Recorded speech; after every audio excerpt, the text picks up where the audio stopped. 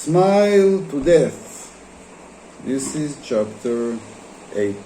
Thank you for being here and for letting this program reach as many people as possible. I believe that this topic, this specific topic, I'm saying specific because I've created many digital online courses for self-healing. I use it in my practice as a psychiatrist. So this is why I'm saying this specific topic. I believe this is also a very important part of healing processes that we people sometimes need in order to cope better with life, continue growing, handling our pains, etc. Still, I see it as different. The dialogue we can and we should have with death, and the change we can create in ourselves as individuals, as well as society, community, regarding death, the way we address this phenomenon, I think it's so basic. It's so basic for our existence. It's so basic for our behavior, our decision making, the way we understand our very being, our very living here. It's like it's like taking a new look at the contract, at the deal that we have agreed, that we have signed while coming here. It's a kind of a contract. It's a kind of, even I would say, a game that, every game has its rules. And I believe that smiling to death enables us to take a new look at this contract.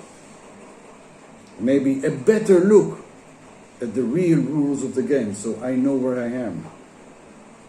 So I cannot be as manipulated as before, as led as before to do stuff or to make decisions or think or feel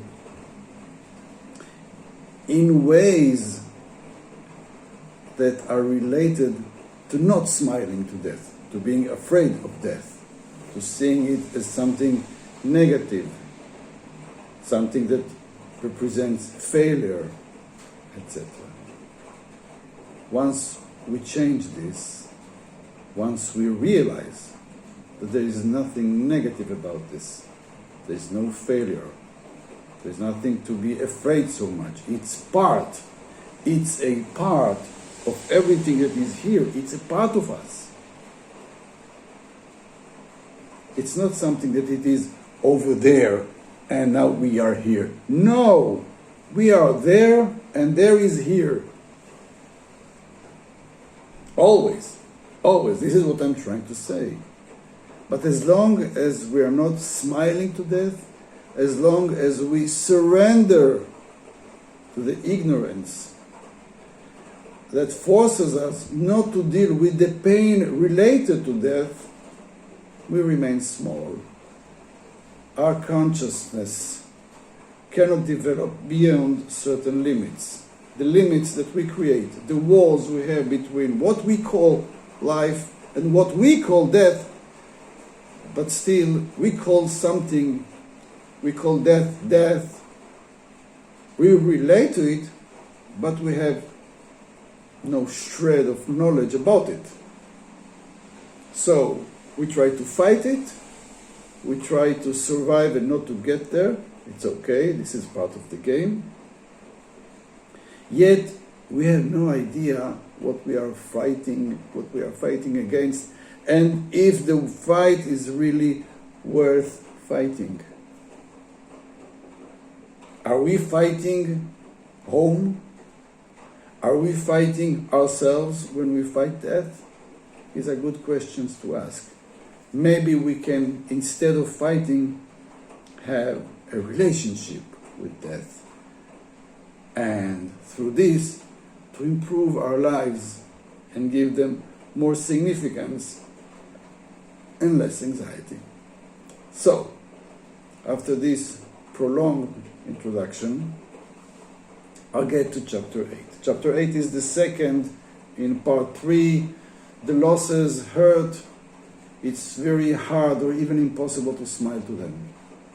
And what chapter 8 is saying, that smiling to death assists in the grieving process and in recovery from it. Grieving, mourning is essential. It's like a bridge we have to cross. We have to go through this painful bridge when we lose someone close. We shouldn't try to deny the pain, to fight the pain. We shouldn't try to be strong, because we are weak when we lose someone. It's okay, it's like something is taken from us, something that belongs to us, very important, very precious, something that used to nurture us or we used to nurture it. We are wounded when someone is gone. We are wounded, so we need this process. It may take a few months, usually. Yet, if we want this process, this grieving process, to result one day in a new and even better place that we are now, that we feel now, if we want the grieving process also to become a healing process, if we want to get to a better place in handling the loss, we may try, even if it is hard, whenever it is possible, we may want to try to smile to death, nevertheless. Because once we smile to death, not in the immediate times, not close to the loss, but let's say after 1 or 2 months, and we need answers, we need tools to cope with the loss. If we smile to death, we may remember that despite the fact that we lost someone very important to us here, this individual will not come back to this form. In other places, maybe places we call death, we are there together.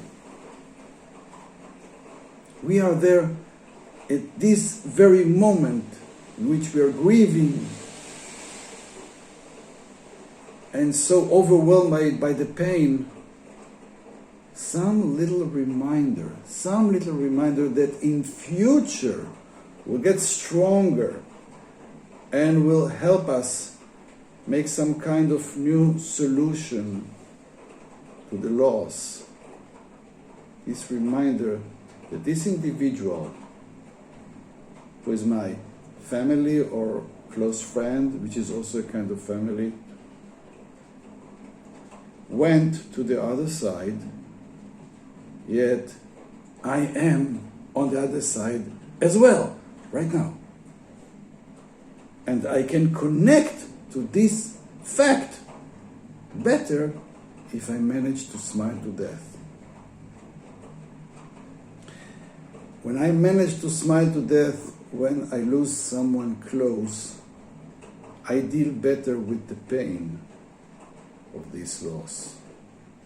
When I smile to death, I prepare myself to a time later when I will be able to hug in my imagination the person I lost and then to feel his or her presence here.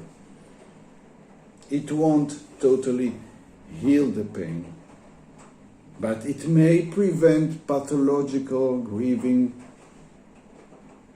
It may help us return to life sooner and heal ourselves and embrace even the losses, because once we smile to death, we actually declare that we really understand this game.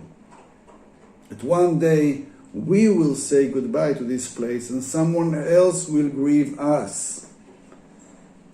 And so on. This is a part of the game.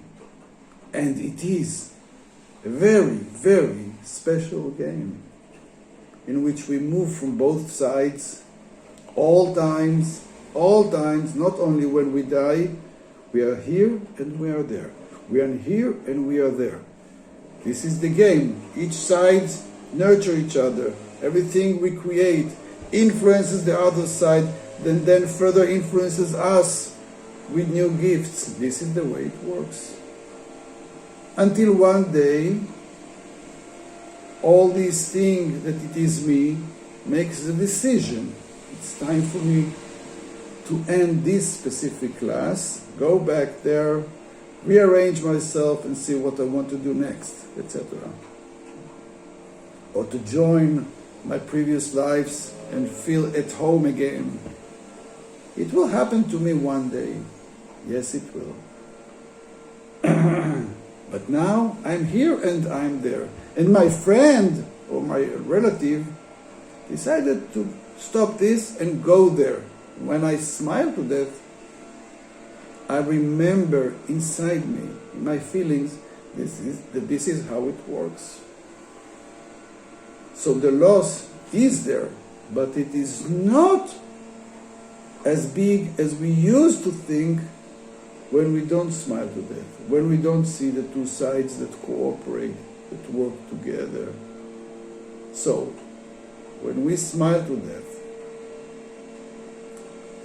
and allow ourselves to be in the pain at the same time, the pain which is the symbol of this passage from there to here, this pain will grow into something new that we will do, that we will transform from this very loss.